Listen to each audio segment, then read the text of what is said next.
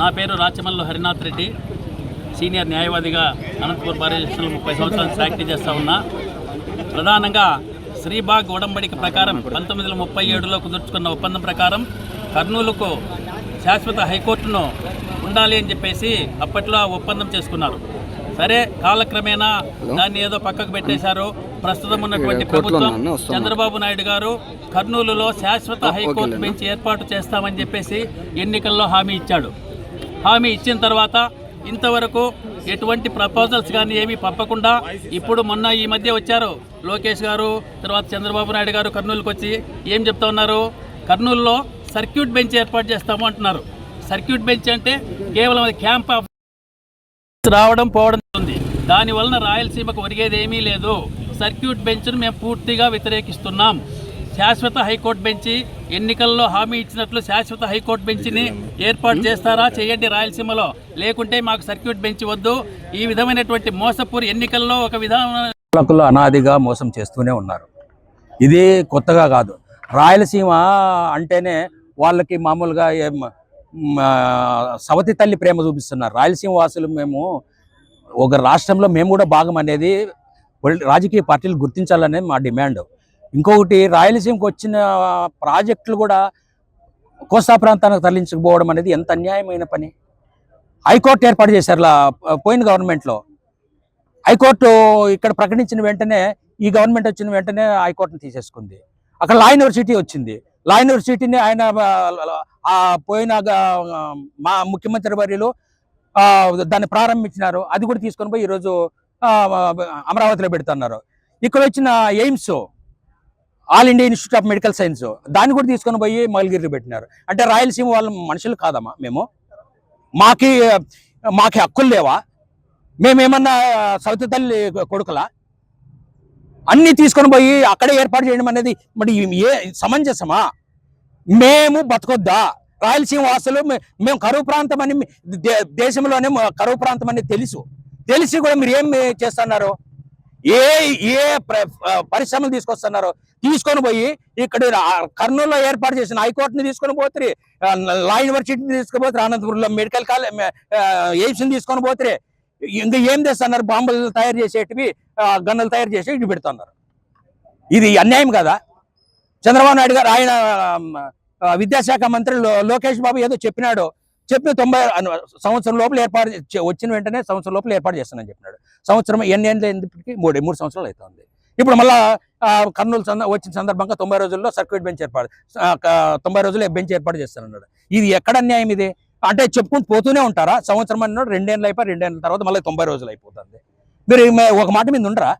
మీరు ఎప్పుడు మీరు రాయలసీమలో పుట్టినారంటారు, రాయలసీమకే ద్రోహం చేస్తున్నారు. ఇది చాలా అన్యాయం సార్. మీరు చంద్రబాబు నాయుడు గారు, లోకేష్ గారు, పవన్ కళ్యాణ్, మీకు అందరికీ విజ్ఞప్తి చేస్తున్నాను, రాయలసీమ సౌతి తల్లి ప్రేమ ఒలగబోయిద్దండి. దయచేసి నిజమైన ప్రేమ, మేము కూడా మనుషులను గుర్తించండి, మేము కూడా ఈ రాష్ట్రంలో భాగమని గుర్తించండి. రాయలసీమ వాసులు కూడా ఈ రాష్ట్రానికి చెందిన వాళ్ళని గుర్తించండి. దయచేసి మేము ఈ ఉద్యమాన్ని ఆపము. మాకు పూర్తి బెంచ్ ఏర్పాటు చేసే వరకు ఉద్యమాన్ని ఆపమని మీ ముఖంగా తెలియజేస్తున్నాను ముఖ్యమంత్రి గారికి. అనంతపురం బార్ అసోసియేషన్ ఆధ్వర్యంలో రాయలసీమలో ఉన్నటువంటి అన్ని బార్లు కూడా రాయలసీమలో హైకోర్టు బెంచ్ని ఏర్పాటు చేయాలని చెప్పేసి ఒక నినాదంతో మరి ఈరోజు బార్లన్నీ కూడా తీర్మానం చేసి కోర్టులను విధులను బహిష్కరించి ఈరోజు చేస్తున్నటువంటి కార్యక్రమం రాయలసీమ ప్రజల కోసం ఈరోజు న్యాయవాదులు నడుం బిగించి శ్రీబాగ్ ఉడంబడికలో ఏదైతే ఉందో ఆ రోజు వాళ్ళు నిర్దేశించిన ప్రకారం రాయలసీమకి హైకోర్టు కానీ లేకుంటే రాజధాని కానీ ఈ రెండిట్లో ఏదో ఒకటి ఇవ్వాలనేది 1937లో చేసినటువంటి తీర్మానం.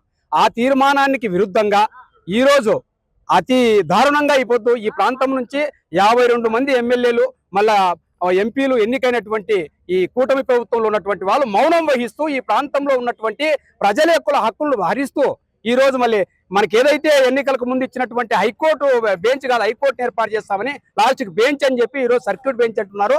ఈ సర్క్యూట్ బెంచ్ ఏమాత్రం పనికిరాదు. రాయలసీమకు ఈ సౌతి తల్లి ప్రేమతో ఇస్తున్నటువంటి ఈ యొక్క హామీని రాయలసీమ న్యాయవాదులుగా ప్రజల పక్షాన మేమంతా కూడా దీన్ని నిరసిస్తూ ఖచ్చితంగా మాకు రెగ్యులర్ బెంచ్ ఏర్పాటు చేసేంత వరకు ఉద్యమాన్ని ఉధృతం చేస్తాం. మీ ప్రభుత్వాన్ని మెడలుంచైనా కూడా ఈ సమస్యను పరిష్కరించేంత వరకు మేము నడుం బిగించి ప్రజల పక్షాన పోరాడతామని కూడా అనంతపురం న్యాయవాదుల తరఫున మేము విజ్ఞప్తి చేస్తున్నాం. నా పేరు N Adisesha Reddy, bar association general secretary Anantapur bar association.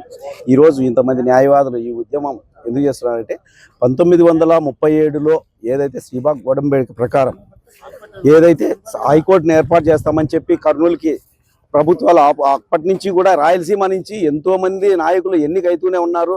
కానీ ఈ రాయలసీమకి చిన్న విషయం శ్రీబాగ్ గోడంబడిక ప్రకారము రాయలసీమలో హైకోర్టు ఏర్పాటు చేయాలి, అది కర్నూలులో అనుకున్నారు. కర్నూలులోనే కానీ ఈనాడు ఆ రోజు నుంచి కూడా ఇట్లా మోసపూరిత హామీలు ఇస్తూనే పోతున్నారు. ఇప్పుడు ఉన్నటువంటి చంద్రబాబు నాయుడు గారి ప్రభుత్వము స్టార్టింగ్ నుంచి కూడా ఈ రాయలసీమలోనే హైకోర్టు బెంచ్ ఏర్పాటు చేస్తామని చెప్పి మొన్న 4వ తేదీన సర్క్యూట్ బెంచ్ ఏర్పాటు చేస్తామని అంటున్నారు. సర్క్యూట్ బెంచ్ అంటే ఊరికే తూతు మంత్రంగా పెట్టేసి ఇది చేస్తామంటున్నారు. కానీ మాకు ఫుల్ ఫ్లెడ్జ్డ్ హైకోర్టు బెంచ్ కావాలి. కర్నూలులోనైనా కానీ ఇక రాయలసీమలో ఎక్కడ ఏర్పాటు చేసినా కానీ మాకు పర్వాలేదు. అప్పటి నుంచి కూడా మాకు రాయలసీమ ఇంతమంది నాయకులు పుట్టినా కానీ అప్పటి నుంచి కూడా ప్రతి ఒక్క విషయంలోనూ రాయలసీమకి అన్యాయం జరుగుతూనే ఉంది. ఈ ఉద్యమం ఇంతటితో ఆపము. ఈ రోజు రేపు కోర్టు విధులు బహిష్కరించినాము. అలాగే రాష్ట్రం మొత్తం కూడా రాయలసీమ మొత్తం కూడా ఇదే విధంగా పిలుపునిచ్చినాము. ఈ మాకు హైకోర్టు ఫుల్ బెంచ్ వచ్చే వరకు కానీ ఈ ఉద్యమం ఇంతతో ఆపము, ఇట్లా కొనసాగిస్తామని చెప్పి ఈ మీడియా ముఖంగా నేను తెలియజేసుకుంటున్నాను.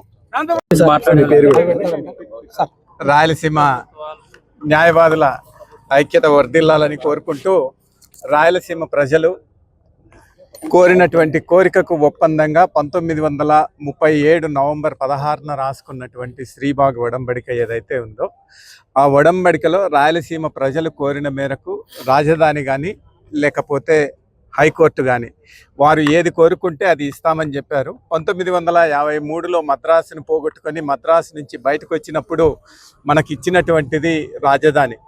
తిరిగి విశాలాంధ్ర ఏర్పాటు చేయాలని అనుకున్నప్పుడు మనకున్నటువంటి రాజధానిని కూడా వదులుకొని తిరిగి హైదరాబాద్లో కలవడం జరిగింది. 2014లో తిరిగి విడిపోయినప్పుడు తిరిగి మళ్ళీ రాజధాని కర్నూలుకు రావాల్సి ఉండింది. కానీ కర్నూలుకు రాజధాని రాలేదు. రాజధాని రాకపోతే పోయింది, కనీసం హైకోర్టు అన్నా ఇవ్వాలి. రాజధాని ఇవ్వలేదు, హైకోర్టు ఇవ్వలేదు. మూడవది 4/9/2014 అంటే కొత్త రాష్ట్రం ఏర్పడిన తర్వాత మొదటి రోజు అసెంబ్లీలో ఆనాటి ముఖ్యమంత్రి గౌరవనీయులు చంద్రబాబు నాయుడు గారు మాట్లాడుతూ ఎయిమ్స్ తరహా హాస్పిటల్ లేదా ఎయిమ్స్ హాస్పిటల్ అనంతపురంలో ఏర్పాటు చేస్తామని చెప్పి ఆయన మాట ఇచ్చినటువంటి వ్యక్తి ఆ ఎయిమ్స్ హాస్పిటల్ని వారం రోజులు తిరిగే లోపలనే తిరిగి మంగళగిరిలో పుత్ర ప్రేమతో అక్కడ ఏర్పాటు చేయడం జరిగింది.